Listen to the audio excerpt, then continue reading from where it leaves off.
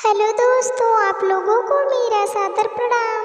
कैसे हैं आप लोग? ये कहानी बहुत सुंदर है, अंत तक जरूर सुने। देश में शिव के जो 12 ज्योतिर्लिंग हैं, उनके बारे में मान्यता है कि अगर सुबह उठकर सिर्फ एक बार भी 12 ज्योतिर्लिंगों का नाम ले लिया जाए तो सारा काम हो जाता है। सोमनाथ का ज्योतिर्लिंग इस धरती का पहला ज्योतिर्लिंग है। इस ज्योतिर्लिंग की महिमा बड़ी विचित्र है। शिव पुराण की कथा के हिसाब से प्राचीन काल में राजा दक्ष ने अश्विनी समेत अपनी 27 कन्याओं की शादी चंद्रमा से की थी। 27 कन्याओं का पति बन के चंद्रमा बेहद खुश हुए।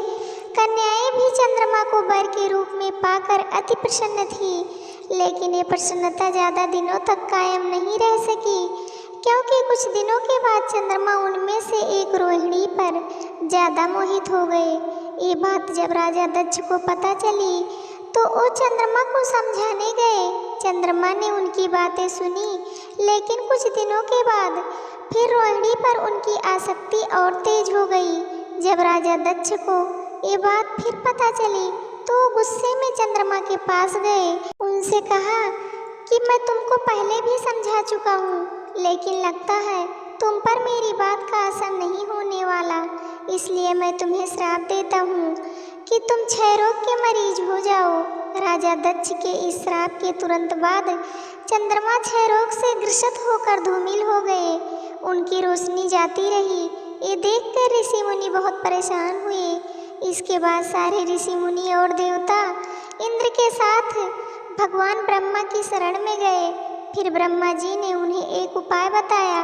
उपाय के हिसाब से चंद्रमा को सोमनाथ की इसी जगह पर आना था, भगवान शिव का तप करना था, और उसके बाद ब्रह्मा जी के हिसाब से भगवान शिव के प्रकट होने के बाद वो दक्ष के शाप से मुक्त हो सकते थे। इस जगह पर चंद्रमा आए। भगवान वृषभध्वज का महामृत्युंजय मंत्र से पूजन किया। फिर 6 महीने तक शिव की कठोर तपस्या करते रहे। चंद्रमा की कठोर तपस्या को देखकर भगवान शिव खुश हुए, उनके सामने आए और वर मांगने को कहा। चंद्रमा ने वर मांगा कि हे भगवान, अगर आप खुश हैं तो मुझे इस क्षय रोग से मुक्ति दीजिए और मेरे सारे अपराधों को क्षमा कर दीजिए।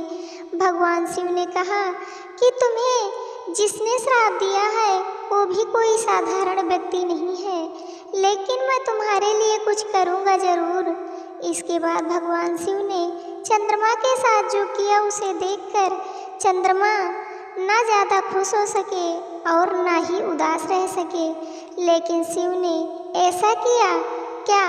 चंद्रमा की तपस्या से भगवान शिव प्रसन्न थे, उन्हें वर देना चाहते थे, लेकिन संकट देखिए, जिन्होंने चंद्रमा को श्राप दिया है वो भी कोई साधारण हस्ती नहीं थे। असमंजस था, ऐसा असमंजस जिसमें भगवान शिव भी पड़ गए थे। खैर, शिव एक रास्ता निकालते हैं। चंद्रमा से कहते हैं कि मैं तुम्हारे लिए ये कर सकता हूँ।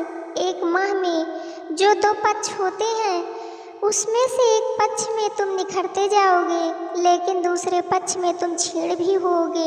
ये पौराणिक राज है चंद्रमा के शुक्ल और कृष्ण पक्ष का, जिसमें एक पक्ष में वो बढ़ते हैं और दूसरे में वो घटते जाते हैं। भगवान शिव के इस वर से भी चंद्रमा काफ़ी खुश हो गए। उन्होंने भगवान शिव का आभार प्रकट किया, उनकी स्तुति की। यहाँ पर एक बड़ा अच्छा रहस्य है। अगर आप साकार और निराकार शिव का रहस्य जानते हैं तो आप इसे समझ जाएंगे, क्योंकि चंद्रमा की स्तुति के बाद इसी जगह पर भगवान शिव निराकार से साकार हो गए थे, और साकार होते ही देवताओं ने उन्हें यहाँ सोमेश्वर भगवान के रूप में मान लिया। यहाँ से भगवान शिव तीनों लोकों में सोमनाथ के नाम से विख्यात हुए। जब शिव सोमनाथ के रूप में यहाँ स्थापित हो गए तो देवताओं ने उनकी तो पूजा की ही, चंद्रमा को भी नमस्कार किया, क्योंकि चंद्रमा की वजह से ही शिव का ये स्वरूप इस जगह पर मौजूद है। समय गुजरा, इस जगह की पवित्रता बढ़ती गई। शिव पुराण में कथा है कि जब शिव सोमनाथ के रूप में यहाँ निवास करने लगे तो देवताओं ने यहाँ एक कुंड की स्थापना की। उस कुंड का नाम रखा गया सोमनाथ कुंड। कहते हैं कि कुंड में भगवान शिव और ब्रह्मा का साक्षात निवास है, इसलिए जो भी उस कुंड में स्नान करता है उसके सारे पाप धुल जाते हैं, उसे हर तरह के रोगों से निजात मिल जाता है। शिव पुराण में लिखा है कि असाध्य से असाध्य रोग भी कुंड में स्नान करने के बाद खत्म हो जाता है, लेकिन एक विधि है जिसको मानना पड़ता है। अगर कोई व्यक्ति क्षय रोग से ग्रसित है तो उसे उस कुंड में लगातार 6 माह तक स्नान करना होगा। ये महिमा है सोमनाथ की। शिव पुराण में भी लिखा है कि अगर किसी वजह से आप सोमनाथ के दर्शन नहीं कर पाते हैं तो सोमनाथ की उत्पत्ति की कथा सुनकर भी आप वही पौराणिक लाभ उठा सकते हैं। इस तीर्थ पर और भी तमाम मुरादें हैं जिन्हें पूरा किया जा सकता है, क्योंकि ये तीर्थ 12 ज्योतिर्लिंगों में से सबसे महत्वपूर्ण है। धरती का सबसे पहला ज्योतिर्लिंग सौराष्ट्र में काठियावाड़ नाम की जगह पर स्थित है। इस मंदिर में जो सोमनाथ देव हैं उनकी पूजा पंचामृत से की जाती है। कहा जाता है कि जब चंद्रमा को शिव ने शाप मुक्त किया तो उन्होंने जिस विधि से साकार शिव की पूजा की थी उसी विधि से आज भी सोमनाथ की पूजा होती है। अगर आप शिवरात्रि की रात यहाँ महामृत्युंजय मंत्र का महज 108 बार भी जाप कर देते हैं तो वो सारी चीज़ें आपको हासिल हो सकती हैं जिसके लिए आप परेशान हैं। ये है इस धरती के सबसे पहले ज्योतिर्लिंग की महिमा। शिव पुराण में एक कथा महर्षि सूरज जी ने दूसरे ऋषियों को सुनाई है। जो जातक इस कथा को ध्यान से सुनते हैं या फिर सुनाते हैं उन पर चंद्रमा और शिव दोनों की कृपा होती है। चंद्रमा शीतलता के वाहक हैं, उनके खुश होने से इंसान मानसिक तनाव से दूर होता है और शिव इस जगत के सार हैं, उनके खुश होने से जीवन के सारे मकसद पूरे हो जाते हैं। जय जय भोलेनाथ की, जय सूर्यदेव चंद्रदेव की। दोस्तों, ये प्रसंग आप लोगों को कैसे लगा आप लोग कमेंट करके ज़रूर बताना।